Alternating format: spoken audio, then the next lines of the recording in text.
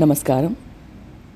இன்றைக்கு துர்க்கை அம்மன் வீற்றிருக்கும் சக்தி வாய்ந்த பட்டீஸ்வரம் திருக்கோயிலை பற்றி பார்வையிடலாம். பூ உலகிற்கு வந்த அன்னை பராசக்தி வனமாக இருந்த இவ்விடத்தில் தங்கி தவம் செய்தாள். தேவியை தேடி வந்த தேவர்கள் இங்கு தவம் செய்யும் தேவியை கண்டு தாங்களும் வனத்தில் உள்ள மரம் செடி கொடிகளாக மாறி வழிபட்டு வந்தனர். தேவியின் தவத்தில் மகிழ்ந்த ஈஸ்வரன் ஜடாமுடியுடன் காட்சி தந்து அருள் செய்தார். இந்த வனத்தின் பெருமையை உணர்ந்த தேவலோக பசுவான காமதேனுவின் கன்றான பட்டி ஒரு லிங்க உருவை உருவாக்கி அந்த லிங்கத்திற்கு தினமும் பாலாபிஷேகம் செய்ய அதனால் மகிழ்ச்சியுற்ற சிவபெருமான் காட்சியளித்த போது அவர் அவ்விடத்திலேயே தங்கி எல்லோருக்கும் அருள் செய்ய வேண்டும் என்று வேண்ட ஈசனும் அவ்வாறே ஆசீர்வதித்தார். பட்டி தவமிருந்து ஈசனை வழிபட்ட தலமானதனால் பட்டீஸ்வரம் என்றாகியது. இறைவனும் பட்டீஸ்வரர் என்னும் திருநாமம் பெற்றார். காமதேனுவும் சிவபூஜை செய்து பல வரங்களை பெற்றான். அதனால் இத்தலத்து இறைவன் தேனுபுரீஸ்வரர் என்னும் திருநாமமும் பெற்றார். ஸ்ரீ ராமபிரான் வாலியையும் ராவணனையும் கொன்ற பாவம் தீர பல இடங்களில் சிவலிங்கங்களை பிரதிஷ்டை செய்து வழிபட்டதாக புராணங்கள் கூறுகின்றன. இதுபோல் இங்கும் அவர் வழிபட்ட லிங்கம் ராமலிங்கம் என்ற பெயரில் அழைக்கப்படுகிறது. முனிவரின் சாபத்தால் நாயுரு கொண்ட தர்மசர்மா என்பவரின் சாபம் நீங்கிய தலம் இத்திருத்தலம்.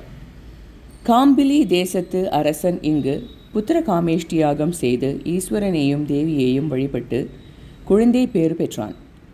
மதவல்லி என்னும் கணிகை பெண் இத்தலத்து ஈசனை வழிபட்டு சிவபதம் அடைந்தாள். அவள் வளர்த்த கிளி அவளிடமிருந்து சிவபஞ்சாட்சரத்தை தெரிந்து கொண்டு அங்கு பிரம்மஹத்தி தோஷத்துடன் வந்த சக்தியும்னன் என்ற அரசனுக்கு அதனை உபதேசித்து அதன் மூலம் அவனுடைய தோஷம் நீங்க உதவியது. பாலகனான திருஞான சம்பந்தர் தன்னை தரிசிப்பதற்காக வெயிலில் நடந்து வருவதை கண்ட ஈசன் பூதகணங்களுக்கு ஆணையிட அவர்கள் திருஞான சம்பந்தரின் முடிக்கு மேல் முத்துப்பந்தலை பிடித்து வந்தனர். தேவர்கள் இக்காட்சியை கண்டு பூமாரி பொழிய முத்துப்பந்தல் பூப்பந்தலானது. அவர் நடந்து வரும் அழகிய காட்சியை காண தன் முன்னால் இருக்கும் நந்திய பெருமானை சற்று விலகி இருக்க சொன்னார் ஈசன். நந்தி விலகி இருப்பதை இன்றும் காணலாம். திருக்கோயிலை அடைந்த ஞானசம்பந்தர் தனது முத்துப்பந்தலுடன் பூப்பந்தலுமிட்டு அழைத்து வந்த ஈசனை போற்றி பாப்பந்தலிட்டு போற்றி வணங்கினார். இத்தகு பெருமை மிக்க திருத்தலத்தில் அம்பிகையே துர்கா பரமேஸ்வரியாக அஷ்டபுஜங்களுடன் திருக்கோயிலின் வடக்கு வாயிலில் தனி சந்நிதி கொண்டு அருள் பாலித்து வருகிறாள். ராஜராஜ சோழன் முதலான பல சோழ மன்னர்களால் அரண்மனையில் வைத்து ஆத்மார்த்தமாக பூஜிக்கப்பட்டு வந்தவள் இந்த தேவி. அரண்மனையின் மற்ற வாயில்களில் மகாகணபதியும் ஷண்முகரும் பைரவரும் எழுந்தருளி அருள் பாலித்து வந்தனர். சோழ மன்னர்கள் போருக்கு புறப்படும்போது அரசாங்கத்தில் முக்கிய முடிவுகளை எடுக்கும்போது துர்கா பரமேஸ்வரியின் அருள் வாக்கை பெற்ற பின்னரே செயல்படுவர். சோழ மன்னர்களின் ஆட்சி முடிவுற்ற சோழர்களின் அரண்மனை அழிந்த போது இத்திருமேனிகளை தேனுபுரீஸ்வரர் ஆலயத்தில் பிரதிஷ்டை செய்ததாக வரலாறு கூறுகிறது. இங்கு எழுந்தருளியுள்ள துர்கா பரமேஸ்வரி சாந்தஸ்வரூபிணியாக தன் பக்தர்களுக்கு வேண்டுவதை அத்தனையும் கற்பக விருட்சமாக நின்று அருள் பாலித்து வருகிறாள். மகிஷன் தலைமீது நின்ற கோலத்தில் சிம்ம வாகனத்துடன் திரிபங்க ரூபமாய் தனது 8 திருக்கரங்களில் சங்கு சக்கரம் வாள் அம்பு கத்தி கேடயம் அபயஹஸ்தத்துடன் ஊருஹஸ்தத்தில் கிளியை தாங்கி காதுகளில் குண்டலங்களோடு புன்னகை சிந்தும் மலர் முகத்துடன் காட்சி அளிக்கிறாள். பொதுவாக துர்கையின் சிம்ம வாகனம் வலதுபுறம் நோக்கி இருக்கும். இங்கு சிம்மம் இடதுபுறம் நோக்கி இருப்பது அன்னை சாந்தஸ்வரூபிணியாக இருப்பதை குறிக்கிறது.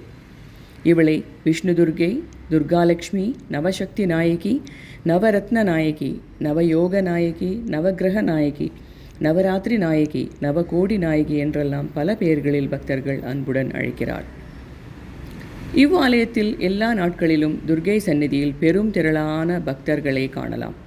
புகழ்பெற்ற பிரார்த்தனை ஸ்தலமாக விளங்கும் இத்திருத்தலத்தில் ஸ்ரீ துர்கா பரமேஸ்வரி சந்நிதியில் நவகோடி அர்ச்சனை செய்யப்பட்டது குறிப்பிடத்தக்க நிகழ்ச்சியாகும்.